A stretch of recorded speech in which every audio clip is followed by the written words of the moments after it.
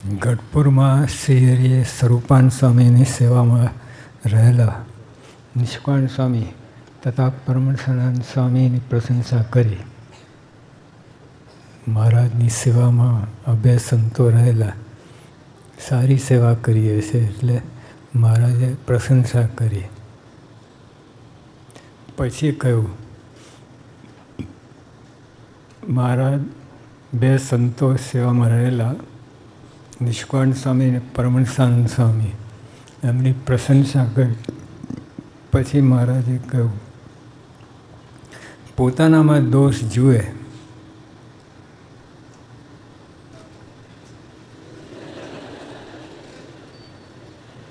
બીજામાં મહારાજે સખત બંધી કરી. પોતાનામાં દોષ જુએ ને સત્સંગમાં બધાના ગુણ ગાતો રહે.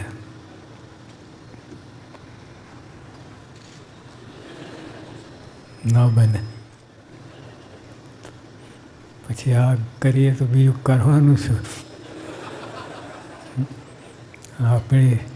આપણા સ્વભાવ પ્રમાણે જે કરવાનું. પોતાનામાં દોષ જુએ બહુ અઘરું છે. પોતાના દોષ જોવાય નહીં. બધા આમ કરે.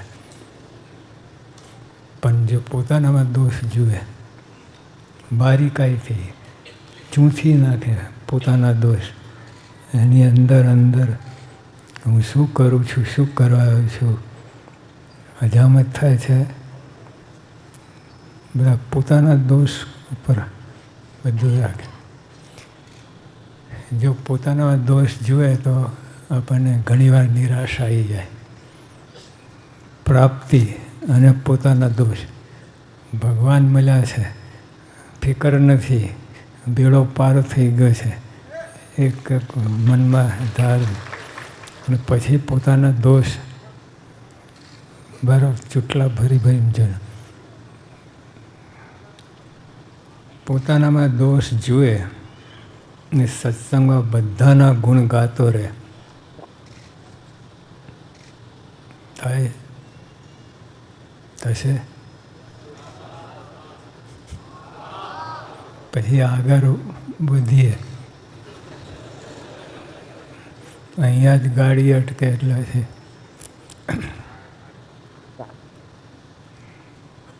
એક નાનો બાળક મને પત્ર લખ્યો હતો.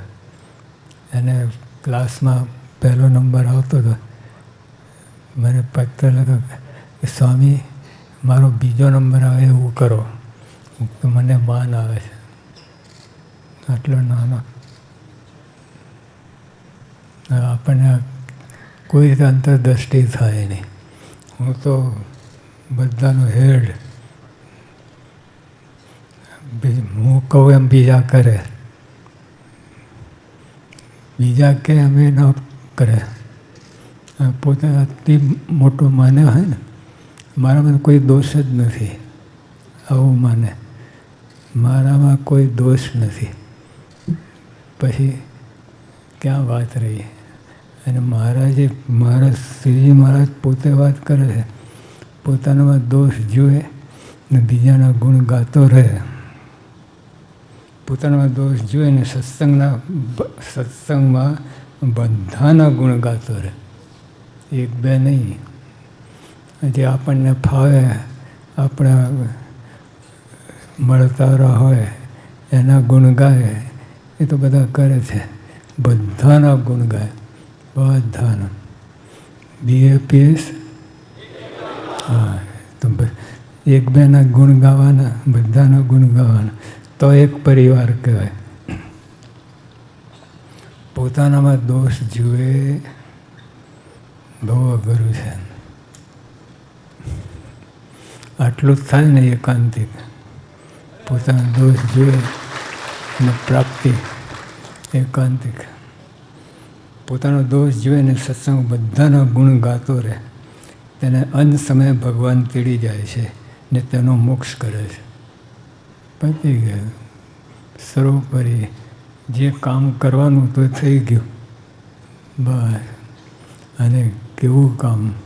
શ્રીજી મહારાજના ગમતું સર્વોપરી ભગવાન, એમના ઉપર કોઈ સત્તા નથી. એમનું ગમતું થઈ ગયું, પતી ગઈ વાત. આ બધું આપણે વિચારતા નથી. કોના ગમતામાં રહેવાનું છે. કોઈ સત્તા એમની ઉપર છે નહીં. એવા ભગવાન, એ ભગવાનને આપણે જેવા બધા હમણાં ઘનશ્યામ અને ગુણ ગાયા બધા બાળકોએ. બધે સારી ટ્રેનિંગ આપે. બહુ સ્પષ્ટ બોલતા હતા ગુજરાતી, બહુ સ્પષ્ટ. ધડાકા બંધ ગયો તો બહુ રાજી થાય. પોતાનામાં દોષ જુએ ને સત્સંગમાં બધાના ગુણ ગાતો રહે. બધાના, એક બે નહીં. તમને તો મસ્કામાં રહે એના ગુણ ગાય, બધાના ગુણ.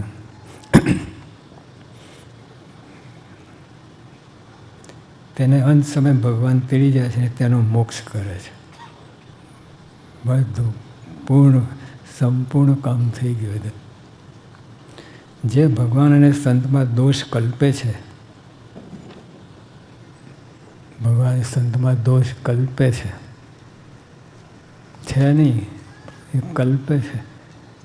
મૂર્ખો, ભગવાન સંતમાં દોષ છે જ નહીં. સર્વે ગુણે સંપન્ન, બધા સર્વે દોષે રહી એવા ભગવાનમાં કલ્પે છે. ભગવાન સંતમાં દોષ કલ્પે છે, તેને જમદૂતો લઈ જાય છે બીજી બાજુ. ઓલા અક્ષરધામમાં જાય, ઓલા જમદૂત લઈ જાય પાતાલમાં. ફરી એકવાર તેને સત્સંગનો યોગ ભગવાન આપે છે ને તેનો મોક્ષ કરે છે. પણ ભગવાન દયાળુ છે, ફરી એને ચાન્સ આપે. ભાઈ હજુ સુધરે તો કામ થઈ જાય. 184 નાખે છે. એટલે ભગવાન સંતમાં દોષ કલ્પે છે, તેને જમદૂતો લઈ જાય છે, 184 નાખે છે. ફરી એકવાર તેને સત્સંગનો યોગ ભગવાન આપે છે ને તેનો મોક્ષ કરે છે. ભગવાનને પોતાના વિરુદ્ધ પ્રતાન છે. જો એક રાજા હતો, એ જંગલમાં રખડી પડ્યો હતો, એકલો થઈ ગયો. અને પછી એને તરસ બહુ લાગી. પછી આપણે એક ખેડૂત હતો, એને ભમલી ભરેલી, એટલે એનો ઘડો હતો, પાણી હતો. તે રાજાને બહુ તરસ લાગી હતી. રાજાએ વિચાર કર્યો કે આપણે જઈશું એ પાણી પાસે અને આપણે એને 5 ગામ આપશું. એ બધું વિચાર કરેલો. પણ પાસે આવ્યા તો મને ફોડી નાખ્યો માટલો. પછી રાજાએ કહ્યું કે મેં સંકલ્પ કર્યો છે એ પૂરો કરીશ, તને જેમ હોય. પછી 5 ગામ આપ્યા.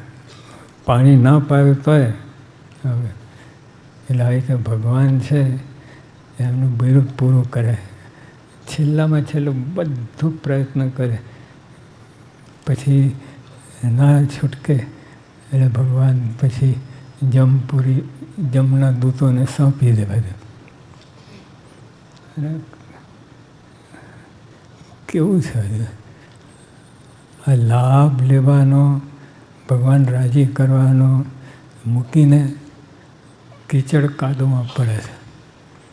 માન, ઈર્ષા, અદેખાઈ એ કીચડમાં પડે. આટલો સારો લાભ ભગવાન કોઈ દિવસ મળેવા નહોતા. ક્યાં કીડીને ક્યાં હાથી, એવું છે. પણ તો ભગવાન મળ્યા અને સામેથી આવ્યા. એ તો કોઈ ભગવાન સંતનો જોગ થાય જ નહીં, કોઈ દિવસ ન થાય. ગમે એટલા સાધન કરો, ગમે એટલું કરો, આખા બ્રહ્માંડમાં જેટલા સાધનો છે બધા કરી છૂટો, પણ ભગવાન આવે જ નહીં, ભેટો થાય જ નહીં. તે આવ્યા અને આપણા જેવા થયા. આપણે ભેગા પ્રમુખ સાંઈ મહારાજ આવ્યા, યોગી આપા આવ્યા, અમે બાળકો સાથે બાળક જેવા થયા અને મોટા સાથે મોટા થયા. જેને જે રીતે ઘટે રીતે કોઈ દિવસ બને નહીં. આ બીજા તો નોકરી કરવા જાઓ તો ઇન્ટરવ્યૂ લે અને જરાક આગુ પાછળ થાય ન પાસ. અને સ્વામી મને મહારાજ તો ઇન્ટરવ્યૂની કાંઈ નહીં, બધાને ભરતી. પેલા ગારાને એવાને પણ ભરવા છે. ભગવાનની કેટલી દયા છે. પણ આપણે એવા મૂર્ખા હોય કે જે ભગવાન સામે પડે, આવું છે.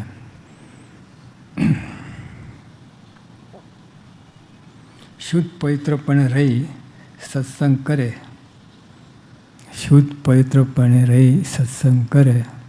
જો આપણે બધાએ કરવાનું છે, નાના બાળકથી લઈને બધા નિયમ પાળવાનો છે, નિશ્ચય કરવાનો છે. શુદ્ધ પવિત્રપણે રહી સત્સંગ કરે, તેનો અણુ જેટલો ગુણ પણ ભગવાન મેરુ જેટલો માની લે છે.